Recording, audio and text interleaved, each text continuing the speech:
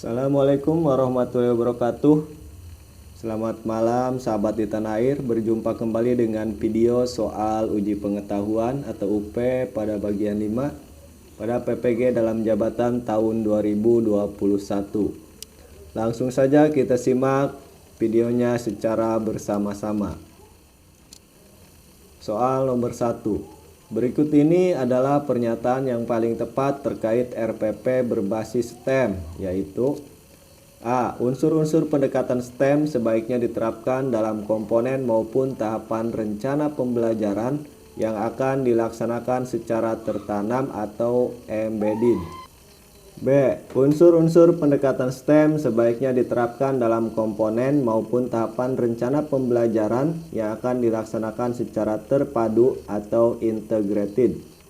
C. Unsur-unsur pendekatan STEM sebaiknya diterapkan dalam komponen maupun tahapan rencana pembelajaran yang akan dilaksanakan baik secara tertanam, embedded maupun terpadu integrated. Dan D. Unsur-unsur pendekatan STEM sebaiknya diterapkan dalam komponen maupun tahapan rencana pembelajaran yang akan dilaksanakan secara tertanam, embedded, dan terpadu integrated. Dan jawabannya adalah C. Unsur-unsur pendekatan STEM sebaiknya diterapkan dalam komponen maupun tahapan rencana pembelajaran yang akan dilaksanakan baik secara tertanam, embedded, maupun terpadu integrated. Soal nomor 2. Rumusan tujuan berikut yang menggambarkan adanya integrasi TIK dalam pembelajaran adalah A. Melalui diskusi kelompok, peserta didik akan dapat mendeskripsikan ciri-ciri tumbuhan dikotil. B. Melalui kegiatan wawancara dengan petugas kelurahan, peserta didik akan dapat menjelaskan struktur pemerintahan desa. C. Melalui pengamatan video animasi, peserta didik akan dapat menjelaskan proses fotosintesis.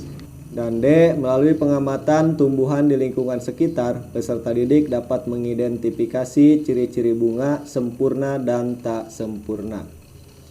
Dan jawabannya adalah C. Melalui pengamatan video animasi, peserta didik akan dapat menjelaskan proses fotosintesis. Soal nomor 3. Untuk menyusun rancangan pembelajaran STEM dengan tepat, Pak Yosep selaku guru mata pelajaran IPA SMP di salah satu wilayah kota Ambon sebaiknya menerapkan pendekatan STEM secara A. Tertanam, B. Terpadu, C. Tertanam dan terpadu, dan D. Tidak keduanya. Jawabannya adalah A. Tertanam. Soal nomor 4. Hal pertama yang perlu dipikirkan ketika akan merancang pembelajaran blended learning adalah A. Memilih dan menentukan kegiatan pembelajaran, B. Memilih dan menentukan strategi pembelajaran, C. Menentukan model blended learning yang akan diterapkan, D. Memilih dan menentukan teknologi e-learning yang akan dipakai. Jawabannya adalah C. Menentukan model blended learning yang akan diterapkan.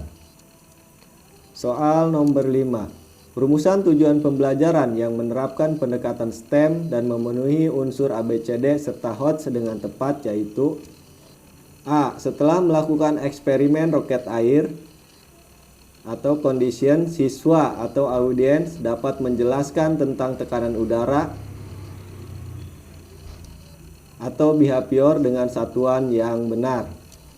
B. Setelah melakukan eksperimen roket air atau condition, siswa atau audiens dapat menyimpulkan fungsi tekanan udara atau behavior dalam bentuk animasi. C. Setelah kegiatan pemecahan masalah tentang pencemaran udara atau condition, siswa atau audiens dapat menyebutkan gas polutan yang menyebabkan pencemaran udara atau behavior paling sedikit 3 jenis gas atau degree. Dan D. Siswa dengan dibimbing guru atau audiens dapat menyebutkan tentang gas polutan yang menyebabkan pencemaran udara atau behavior secara baik dan benar atau condition paling sedikit 3 jenis gas atau degree. Jawabannya adalah B.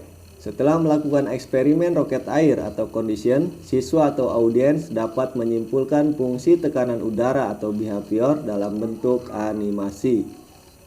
Soal nomor 6. Dalam menyusun rencana pembelajaran blended learning, komponen yang bisa langsung dipindahkan dari RPP konvensional ke RPP blended learning tanpa penyesuaian, diantaranya yaitu A. Tujuan pembelajaran, B. Identitas RPP, C. Kegiatan pembelajaran, dan D. Media pembelajaran. Jawabannya adalah B. Identitas RPP.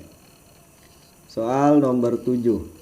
Alasan mengapa rumusan tujuan pembelajaran harus spesifik adalah A. Sulit untuk mengukur dan mengamati apabila dalam satu tujuan terdapat dua atau lebih kata kerja operasional. B. Sulit untuk merumuskan tujuan pembelajaran dengan dua atau lebih kata kerja operasional. Terdapat satu kata kerja operasional. C. Sulit untuk merumuskan tujuan pembelajaran apabila dalam satu tujuan hanya terdapat satu kata kerja operasional. Dan D. Sulit untuk mengukur dan mengamati apabila dalam satu tujuan terdapat dua atau kata kerja operasional. Dan jawabannya adalah A. Sulit untuk mengukur dan mengamati apabila dalam satu tujuan terdapat dua atau lebih kata kerja operasional. Soal nomor 8. Berikut ini merupakan beberapa hal yang perlu dipertimbangkan ketika akan menentukan model blended learning yang akan diterapkan dalam kegiatan pembelajaran di sekolah, kecuali A. Tingkatan usia peserta didik, B. Kondisi komputer dan jaringan internet sekolah, C. Aplikasi teknologi e-learning mendukung model yang dipilih, dan D. Prestasi dan hasil belajar peserta didik. Dan jawabannya adalah D. Prestasi dan hasil belajar peserta didik. Soal nomor 9. Di bawah ini contoh tujuan pembelajaran yang mengasah keterampilan berpikir tingkat tinggi atau HOTS adalah A. Setelah melakukan kegiatan pencarian informasi mengenai pencemaran udara, siswa dapat menjelaskan faktor-faktor penyebab pencemaran udara paling sedikit 3 faktor. B. Setelah melakukan kegiatan pencarian informasi mengenai pencemaran udara, siswa dapat menganalisis faktor-faktor penyebab pencemaran udara paling sedikit 3 faktor. C. Setelah melakukan kegiatan pencarian informasi mengenai pencemaran udara, siswa dapat memahami faktor-faktor penyebab pencemaran udara paling sedikit 3 faktor. Dan D. Setelah melakukan kegiatan pencarian informasi mengenai pencemaran udara, siswa dapat menjelaskan faktor-faktor penyebab pencemaran udara paling sedikit 3 faktor. Dan jawabannya adalah B. Setelah melakukan kegiatan pencarian informasi mengenai pencemaran udara, siswa dapat menganalisis faktor-faktor penyebab pencemaran udara paling sedikit 3 faktor. Soal nomor 10. Di bawah ini yang merupakan rumusan tujuan pembelajaran yang mengandung unsur berpikir tingkat tinggi, yaitu A. Melalui pengamatan teks lagu, peserta didik dapat menjelaskan pola irama lagu anak dengan tepat. B. Melalui pengamatan teks lagu, peserta didik dapat menerapkan pola irama lagu anak dengan tepat. C. Melalui diskusi kelompok, peserta didik dapat menganalisis konsep-konsep yang saling berkaitan dalam teks non-fiksi dengan tepat. Dan D. Melalui diskusi kelompok, peserta didik dapat menjelaskan konsep-konsep yang saling berkaitan dalam teks non-fiksi dengan tepat. Jawabannya adalah C. Melalui diskusi kelompok, peserta didik dapat menganalisis konsep-konsep yang saling berkaitan dalam teks non-fiksi dengan tepat. Soal nomor 11. Dalam mengeksplorasi materi pembelajaran dengan pendekatan STEM, perlu diperhatikan komponen yang ada di dalam pendekatan STEM tersebut. Contoh penerapan unsur STEM yang benar adalah A. Penerapan teknologi diterapkan pada saat peserta didik presensi dengan fingerprint. B. Penerapan arts diterapkan pada saat peserta didik mengikuti pelajaran seni di kelas. C. Penerapan sains diterapkan pada saat peserta didik mengamati dan melakukan penelitian tentang fenomena alam maupun sosial di sekitar. Dan D. Penerapan engineering diterapkan pada saat siswa mendengarkan penjelasan dari guru. Jawabannya adalah D. Penerapan engineering diterapkan pada saat siswa mendengarkan penjelasan dari guru. Soal nomor 12. Berikut ini yang merupakan kegiatan menyiapkan bahan atau media atau sumber belajar daring atau online, yaitu A. Mengunggah bahan atau sumber belajar pada aplikasi LMS. B. Mendownload bahan atau sumber belajar yang dibutuhkan dari internet. C. Mengunggah bahan atau sumber belajar melalui email. Dan D. Men-share bahan sumber belajar untuk peserta didik pada medsos. Jawabannya adalah A. Mengunggah bahan atau sumber belajar pada aplikasi LMS. Soal nomor 13. Di bawah ini yang merupakan contoh metode pembelajaran yang paling sesuai dengan pendekatan STEM adalah A. Presentasi, latihan, demonstrasi, dan resitasi. B. Latihan, resitasi, ceramah, dan simulasi. C. Diskusi, presentasi, resitasi, dan latihan. Dan D. Diskusi, eksperimen, demonstrasi, dan simulasi. Jawabannya adalah D. Diskusi, eksperimen, demonstrasi, dan simulasi. Soal nomor 14. Setiap aplikasi teknologi e-learning tidak lepas dari keunggulan dan kelemahan masing-masing. Di bawah ini yang merupakan kelemahan dari aplikasi LMS Moodle adalah kecuali A. Memerlukan tenaga ahli atau administrator untuk membangun dan mengelola sistemnya. B. Memerlukan biaya pengembangan dan pengelolaan sistem pembelajaran yang relatif murah. C. Memerlukan perangkat komputer yang memiliki spesifikasi yang canggih. Dan D. Memerlukan memori yang besar dan kecepatan akses koneksi jaringan internet. Jawabannya adalah B. Memerlukan biaya pengembangan dan pengelolaan sistem pembelajaran yang relatif murah. Soal nomor 15. Berikut ini termasuk aplikasi e-learning berbasis learning management system, kecuali A. Moodle, B. Edmodo, C. Schoology, dan D. Zoom Cloud Meeting. Jawabannya adalah D. Zoom Cloud Meeting. Soal nomor 16. Di bawah ini yang termasuk dalam kegiatan pendahuluan adalah A. Mengkomunikasikan temuan masalah. B. Menyampaikan bahan penarik perhatian. C. Mengolah atau mengasosiasi informasi. D. Mengevaluasi pembelajaran. Jawabannya adalah B. Menyampaikan bahan penarik perhatian.